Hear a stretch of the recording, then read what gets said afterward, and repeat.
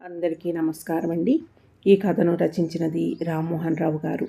ఇక కథలోనికి వస్తే, రంజన్ చూపిస్తున్న ఉంగరాన్ని చూడగానే ఉలిక్కిపడ్డాను.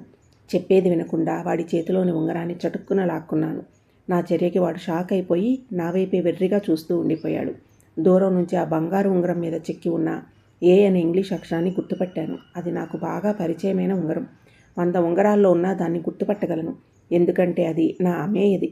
ఆ ఉంగరాన్ని చూసిన వెంటనే ప్రారంభమైన నా అలజడి దాని స్పర్శతో తారాస్థాయికి చేరినట్లయింది.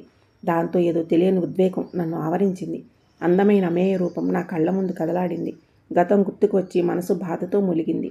నాలో హఠాత్తుగా వచ్చిన ఈ మార్పు నాకే ఆశ్చర్యాన్ని కలిగించింది. ఇంతవరకు రాతి మనిషిలా బతుకుతున్న నాలో ఈ సున్నితమైన భావమేమిటో నాకే అర్థం కాకుండా ఉంది. నా ఎదురుగా నిలబడి ఉన్న రంజన్, గోవిందు, శివల పరిస్థితి చెప్పనక్కరలేదు. వాళ్ళు ముగ్గురు కళ్ళప్పగించి చూస్తున్నారు. నన్నెప్పుడు అలా చూడలేదు వాళ్ళు. అందుకే మాట పలుకులేక బొమ్మల్లా నిలబడిపోయారు. ఈ ఉంగరం ఎక్కడ దొరికిందిరా అని అడుగుతున్న నా స్వరంలో ఆతృత స్పష్టంగా తెలుస్తోంది. అన్నా అది అంటూ నిదానంగా చెప్పబోతుంటే నాకు ఒళ్ళు మండింది. త్వరగా చెప్పకుండా నానుస్తావేంట్రా వెధవా అని గదమాయించాను. అదే అన్నా, ఎవడికో డబ్బు అవసరమై తాకట్టు పెట్టి 10,000 పట్టుకెళ్ళాడు అని గబగబా చెప్పాడు. ఎక్కడున్నాడు వాడు? వెంటనే పిలుచుకురా అన్నాను. వాడెక్కడ దొరుకుతాడన్నా, వాడు వెళ్ళిపోయి 2 గంటలయ్యింది అన్నాడు భయంగా చూస్తూ. మరి ఇంత లేటుగా తగలడ్డావేమిట్రా? ఎక్కడ సచ్చావు ఇప్పటిదాకా అంటూ అరిచాను అసహనంగా. ఇంత అర్జెంట్ వ్యవహారం అనుకోలేదు. ఆ పళ్ళకొట్టు కాశీగాడి బాకి వసూలు చేసుకురమ్మని ఈ ఉదయం 100 సార్లు చెప్పావు కదా, అదే ముఖ్యమనుకుని అంటూ నీళ్లు నమిలాడు. ఆ మాట నిజమే కదా అనుకుంటూ శాంతించాను. ఇంతకు వాడెలా ఉన్నాడు? ఇదివరలో ఎప్పుడైనా చూసావా? పాత కస్టమరా అంటూ ప్రశ్నలు కురిపించాను. లేదన్నా, వాడిని ఎప్పుడూ చూడలేదు. మన ఊరివాడు కాదనుకుంటా. చూడ్డానికి ఎలా ఉన్నాడు? మళ్ళీ కనిపిస్తే గుర్తుపట్టగలవా? తప్పకుండా. మంచి ఒడ్డు పొడుగుతో సినిమా హీరోలా ఉన్నాడన్నా. కానీ తాగుడికి బాగా అలవాటు పడ్డవాడిలా ఉన్నాడు. కళ్ళు ఎర్రగా ఉబ్బిపోయి ఉన్నాయి. బట్టలు ఖరీదైనవే కానీ బాగా మాసిపోయి నలిగిపోయి ఉన్నాయి. బహుశా మందు కోసమే అప్పు చేసి ఉంటాడు అన్నాడు రంజన్. సరే, టైం వేస్ట్ చేయకుండా మీరు ముగ్గురు బయలుదేరండి. ఊర్లో ఉన్న బార్, మందు షాపులన్నీ వెతకండి. ఎలాగైనా వాడిని పట్టుకురండి అంటూ ఆర్డర్ వేశాను. వాళ్ళు వెంటనే బయలుదేరారు. ఆ ఉంగరాన్నే చూస్తూ చాలాసేపు గడిపేశాను. అమేయ జ్ఞాపకాలతో నా గుండె బరువెక్కింది. తీయనైన బాధతో నలిగిపోయాను. కాలేజీ రోజుల్లో నేను ఆమెతో ప్రేమలో పడ్డాను. ఆమె ధనవంతుల అమ్మాయి. కాలేజీకి రోజు కారులోనే వచ్చేది. నాదేమో సైకిల్ స్థాయి. అయినా ఆమెను పిచ్చిగా ప్రేమించాను. ఎలాగైనా పెళ్లి చేసుకుని నా దానిగా చేసుకోవాలని తహతహలాడాను. నా ప్రేమ వ్యక్తం చేస్తే అంగీకరించకపోదు అనే చిన్న ఆశ ఉంది. కొడుతుందేమో అన్న భయం కూడా ఉంది. అయినా ధైర్యం చేసి నా మనసులోని మాట చెప్పేశాను. అమేయ వెంటనే సమాధానం చెప్పలేదు. నా వైపు జాలిగా చూస్తూ చిన్నగా నవ్వింది. నీ ధైర్యాన్ని మెచ్చుకోవాలి రఘువీర్. ఇప్పటిదాకా నీ స్థాయి వాళ్ళెవరూ నాకు ఇలా ప్రపోజ్ చేయలేదు. నా మాటలు నీకు బాధ కలిగించవచ్చు. అయినా చెప్పక తప్పదు. నీలో ఏమి చూసి నేను పెళ్లి చేసుకోవాలి? ఐశ్వర్యంలో పుట్టి పెరిగిన నన్ను నువ్వు ఎలా పోషించగలవు? నా కోరికలు ఎలా తీర్చగలవు? నేనే కాదు, నాలాంటి ఏ ఆడపిల్ల నిన్ను పెళ్ళాడడానికి ముందుకు రాదు. కలల్లో బతకకు, వాస్తవంలోకి రా. చదువు మీద శ్రద్ధ పెట్టు. మంచి ఉద్యోగం సంపాదించుకో. అప్పుడు ఆలోచిద్దు గాని పెళ్లి గురించి. అప్పుడైనా నేను నీకు అందననుకో అంటూ నవ్వేసి వెళ్ళిపోయింది. ఫలితం ముందే ఊహించిన ఏ మూలనో చిన్న ఆశ. ఆ ఆశ అడుగంటిపోయింది. బాధ తట్టుకోలేకపోయాను. ఒంటరిగా కూర్చుని చాలా రోజులు ఏడ్చాను. డబ్బు సంపాదించాలన్న కోరిక నాలో రోజురోజుకి బలపడసాగింది. ఎలాగైనా డబ్బు గడించాలి. ఏ దారైనా పర్వాలేదు. ఎంత త్వరగా వీలైతే అంత త్వరగా డబ్బు సంపాదించేయాలి. అప్పుడు అమ్మయ్యనిచ్చి పెళ్లి చేయమని వాళ్ళ నాన్ననే అడగాలి అనుకుంటూ కలలు కనడమే కాదు, వాటిని సాకారం చేసుకోవడానికి ప్రయత్నాలు మొదలుపెట్టాను. చదువు మానేసి వరంగల్ వదిలి విజయవాడ వచ్చేశాను. బతకడానికి ఎన్నో పనులు చేశాను.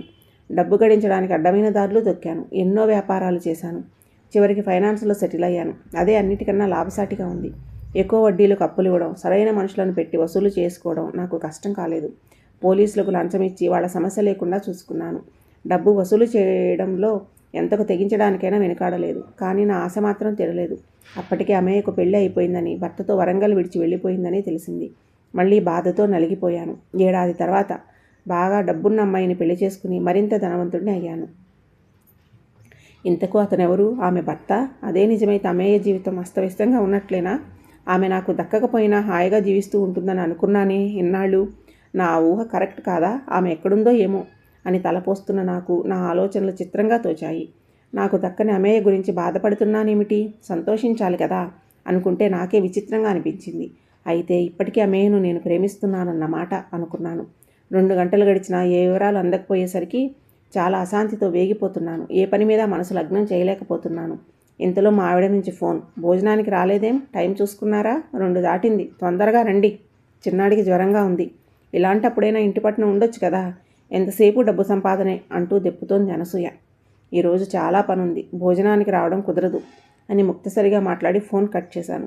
మరో గంట తర్వాత ముఖాలు వేలాడేసుకుని వచ్చారు ముగ్గురు. వాళ్ళని చూస్తుంటేనే తెలుస్తుంది అతను దొరకలేదన్న విషయం. అప్పుడు నా మనసులో ఒక ఆలోచన తళుక్కున మెరిసింది. ఒరే, వాడికి క్యాష్ ఇచ్చావా, ఫోన్పే చేశావా అని అడిగాను ఆతృతగా.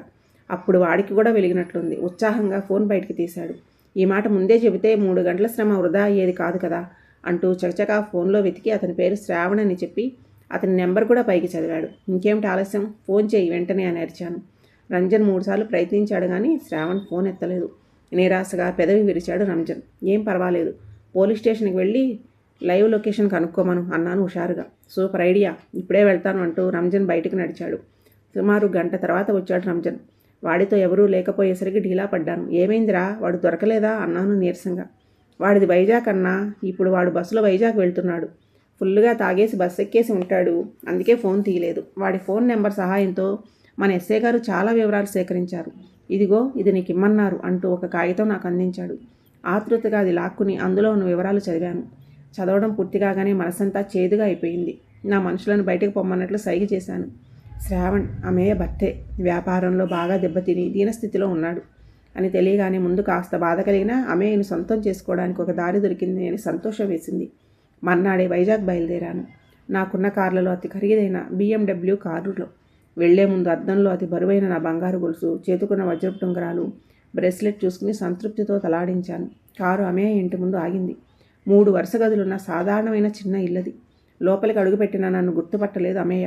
నా పేరు వివరాలు చెప్పాక ఆమె ముఖంలో వెలుగు కనిపించింది. అటు ఇటు చూసి, పిల్లలు కనబడరేం, ఈరోజు ఆదివారం కదా, ఇంట్లో ఉండాలే అన్నాను. నేను తీసుకొచ్చిన బిస్కెట్ ప్యాకెట్లు, చాక్లెట్లు టేబుల్ మీద పెడుతూ. వాటి అవసరం లేదు, మా ఇంట్లో పిల్లలు లేరు అనగానే అబ్బో ఇదొక శుభవార్త అనుకుని ఆనందపడ్డాను లోపలే. అది సరే, చాలా గొప్పవాడి అయిపోయావే, ఇంతకు ఏం వ్యాపారం చేస్తున్నావేమిటి అంది నా ఒంటి మీద ఉన్న బంగారాన్ని పట్టి పట్టి చూస్తూ. గర్వంగా నవ్వాను కుర్చీలో కూర్చుంటూ.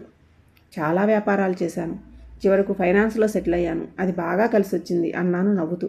అవును, ఇప్పుడు ఆ వ్యాపారమే బాగుంది. ఇక్కడ కూడా ఎందుకు పనికిరాని వాళ్ళు చాలామంది కోట్లకు పడగలెత్తారు అంటూ నమేయ మామూలుగా అందో, నాకు చురక తగిలించాలని అందో అర్థం కాక కాస్త ఇబ్బంది పడ్డాను. అది గ్రహించినట్లుంది. అయ్యో, నిన్ను ఉద్దేశించి అనలేదు అంది. ఆ మాట నేను నమ్మలేదు. కావాలనే అందన్నమాట అనుకున్నాను కసిగా. ప్రతీకారం తీర్చుకోవడానికి నేను కూడా ఒక మాట విసిరాను. ఏరి మీ ఆయనగారు కనబడరేం అన్నాను నాంది పలుకుతూ. పని మీద బయటికి వెళ్ళారు అంది. ఏ పని మీద? మందు పని మీద. కిసుక్కున నవ్వాను. ఆమె ముఖం మాడిపోయింది. అయినా చురుకుగా సమాధానం చెప్పింది. అవును, ఆ పని మీదే అంది సిగ్గుపడకుండా, సంకోచించకుండా. అటువంటి సమాధానం ఊహించని నేను ఉక్కిరి బిక్కిరి అయ్యాను. అయినా వెంటనే తేరుకుని, నాకు అన్ని విషయాలు తెలుసు, నా దగ్గర ఏమీ దాచవద్దు అంటూ ఉండగా అడ్డు తగిలి ఏదో చెప్పబోతూ మాట మార్చింది. సరే, నువ్వే చెప్పు, నేను అడ్డుపడను. నాతో ఏదో చెప్పాలనేగా ఇల్లు వెతుక్కుంటూ వచ్చావు అంది. మీ ఆయన పెద్ద తాగుబోతు అన్న విషయం నిన్ననే తెలిసింది అంటూ నిన్న జరిగిన వృత్తాంతమంతా చెప్పి ఆమె ఉంగరం అందివ్వబోయాను. ఆమె తీసుకోవడానికి సుతరాము ఇష్టపడలేదు. అబ్బో, ఆత్మాభిమానం అనుకున్నాను మనసులో. ఏదో చెప్పాలని తాపత్రయపడుతున్నావు, నీ మనసులో ఏముందో నిస్సంకోచంగా చెప్పు అని అమేయ అన్నప్పటికీ కాస్త సందేహించాను. కాసేపు కబుర్లలో పెట్టి అప్పుడు చెప్పాలని అనుకున్న ఆమె ఇచ్చిన చొరవతో మొహమాట పడకుండా చెప్పడం మొదలుపెట్టాను. కాలేజీ రోజుల్లో నీతో ఏం మాట్లాడాలన్నా ధైర్యం చాలేది కాదు. ఇప్పుడు ధైర్యం పుష్కలంగా ఉంది.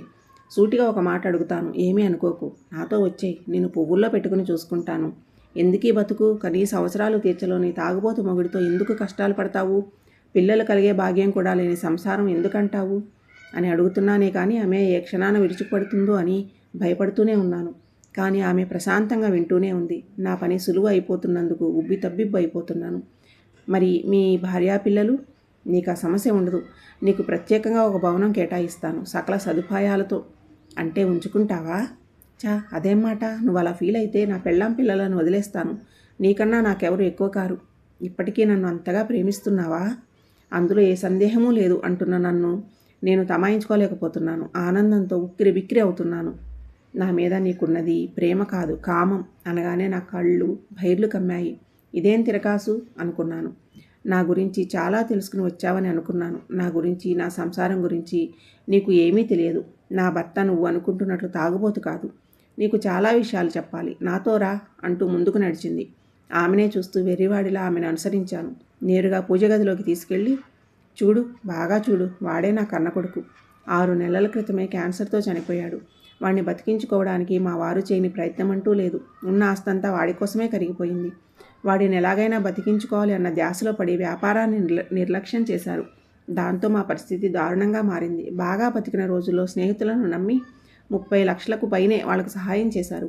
మా పరిస్థితి ఇంత విషమంగా ఉన్నా వాళ్ళు ఆ బాకీలు తీర్చడం లేదు. ఆ పని మీదే నిన్న విజయవాడ వచ్చారు. కళ్ళు ఎర్రగా ఉబ్బి ఉండడంతో పక్కా తాగుబోతని మీ వాళ్ళు సర్టిఫికెట్ ఇచ్చారని చెప్పావు కదా.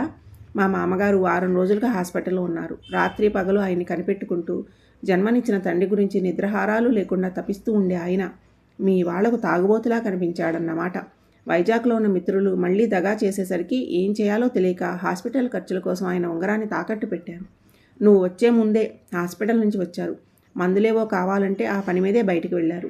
అందుకే మందు పని మీద మీ ఆయన బయటికి వెళ్ళారా అని నువ్వు వెటకారం చేసినప్పుడు అవునన్నట్టు సమాధానం చెప్పాను, కావాలనే అంటూ ఒత్తి పలుకుతుంటే ఆమె మాటల్లో శ్లేష నాకు అర్థమై తలదించుకున్నాను. ఒక విధంగా ఆయన ఇక్కడ లేకపోవడమే మంచిదయింది. దయచేసి మా వారు తిరిగి రాకముందే ఇక్కడి నుంచి బయలుదేరు. ఇకనైనా మనిషిలాగా బతుకు అంటూ వీధివైపు చెయ్యి చూపిస్తున్నా అమేయ ముఖం చూడలేక సిగ్గుతో తలదించుకుని బయటకు నడిచాను. చేతిలో స్మార్ట్ ఫోన్ ఉంది కదా, అమేయ అంటే అర్థం ఏమిటో ఒకసారి గూగుల్లో చూడు అంటున్న ఆమె మాటలు నాకు స్పష్టంగా వినిపిస్తున్నాయి. యాంత్రికంగా కారులో కూర్చున్నానే కానీ చాలాసేపటి వరకు ఆ షాక్లో నుంచి చేరుకోలేకపోయాను. ఆ తర్వాత అమేయ అంటే ఏమిటో తెలుసుకోవడానికి ప్రయత్నం చేశాను. అమేయ అంటే హద్దులు లేనిది అని అర్థం. గుడ్డిగా ఆమెను అందుకోవడానికి ప్రయత్నించాను. నాకన్నా మూర్ఖుడు ఎవడైనా ఉంటాడా అనుకుంటూ నన్ను నేను తిట్టుకున్నాను. ఏడాది తర్వాత అమేయ జీవితం గాడిలో పడింది. శ్రావణ్ బాకీలన్నీ తిరిగి వచ్చేశాయి. వ్యాపారం పుంజుకుంది. వాళ్ళ స్థాయిలో చాలా మార్పు వచ్చింది. వాళ్ళిద్దరిప్పుడు చాలా ఆనందంగా ఉన్నారు. దానికి కారణం నేనేనని వాళ్ళకి ఎప్పటికీ తెలియకుండా జాగ్రత్త పడ్డాను. శ్రావణ్కి బాకీ ఉన్నవారంతా మా ఊళ్ళోనే ఉన్నారు కాబట్టి నా పలుకుబడి ఉపయోగించి వాళ్ళని బెదిరించేసరికి తొందరగానే దారిలోకి వచ్చారు. నా తప్పును దిద్దుకునే అవకాశం ఆ భగవంతుడు నాకు ఇచ్చినందుకు ఆనందపడ్డాను.